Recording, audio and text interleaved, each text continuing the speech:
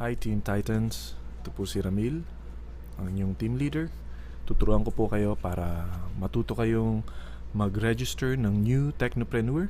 So ang una, punta po tayo sa MyLX. Login po tayo using our ID at ang PIK natin para makita natin kung saan natin po ilalagay ang bago nating Technopreneur. Ito ng main page ng ating mylx.biz. So sa my genealogy, dito natin makikita ang network natin. So i-click po natin ito. So ito na po. Nasa loob na tayo ng mylx.biz. So lalagay po natin siya dito sa B. Kasi meron po tayong dalawang team, no? Yung A at B side. So ito po ang A, ito po ang B. So ngayon pupunta po tayo sa loadextreme.ph para doon po natin siya i-register. So mapansin nyo, meron na akong mga tab dito, no?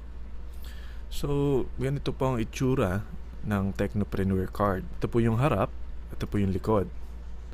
So sa harap, nandito po ang ID number.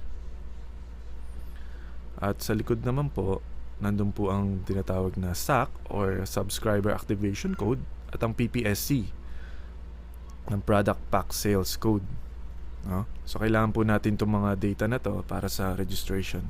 So babalik po tayo sa LoadExtreme. Dito naman po sa top right, may makikita po kayo dyan, no accounts, click here. So ito po yung kiklik natin para makapag-register po tayo ng bagong Technopreneur. So may terms of use, agree lang po natin. Pwede rin pong basahin yan kung may oras po kayo.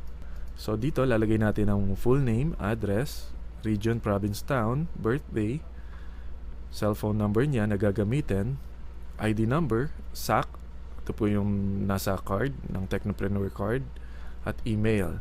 So full name, ito po ang lalabas sa cheque na bibigay sa atin ni V-Mobile. So make sure na tama po ang pangalan niya sa ID niya. Kasi i-verify ito sa bangko pag nagpa-encash po tayo. So ngayon po lalagay na po natin yung pangalan niya, no? Sa birthday.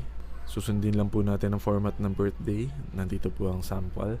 At ang cell number niya. At yung ID number, yun po yung sinasabi ko nandito po sa harapan. Ito po yung sample lang, no? Ito po yung galing sa ibang account na. At yung SAC, ito po yung nasa likod, no?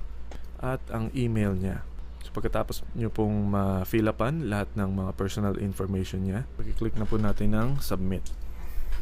So dito po makikita nyo ang PIK na binigay ni V-Mobile sa atin. Temporary lang po yan. Pwede nyo pong palitan yan ng mas matatandaan yung mga numero. So isulat nyo po yan sa papel o sa likod ng card nyo para hindi nyo agad makakalimutan dahil kailangan pa natin ito mamaya sa registration. So after nyo makuha at masulat, click Activate Business Center.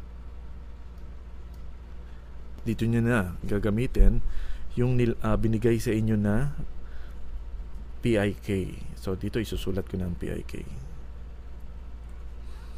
Ngayon dito, sponsor ID. Dito nyo lalagay kung sino ang sponsor or sinong bibigyan ng incentive ni V-Mobile na 500, no? Dito ang sponsor niya, no? So ikakopy lang po natin to. Paste po natin yan para mas madali. Pwede nyo rin naman isulat kung alam nyo. At ang placement niya, since una niya ito, kung mapapansin nyo, una niya. So wala pa siyang downlines, no? Ibig sabihin kasi ng placement, kung saan natin siya ilalagay. So dito,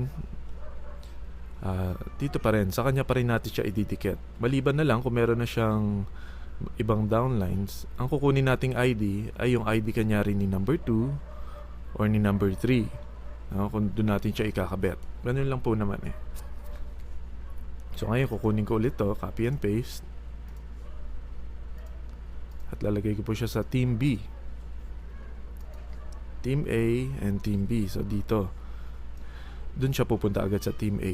Meron agad kayong bonus nun para pares. Minsan kasi nagkakamali ang mga bagong Technopreneur, pareho nilang nalalagay sa A.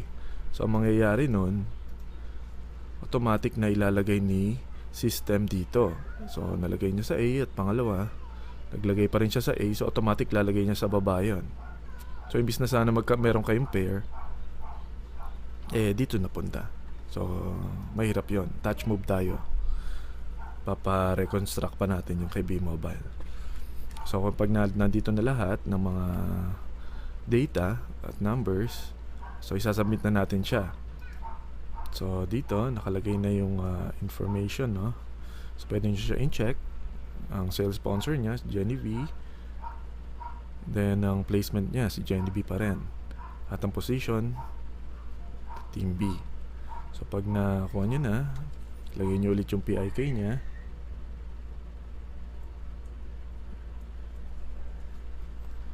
Na binigay sa inyo kanina. So submit. So lalagay natin yung ID, yung PIK, at yung PPSC. Ito yung PPSC sa likod ng Technopreneur card natin. Pag na double check nyo na, click submit, at ayan, successfully credited your PPSC.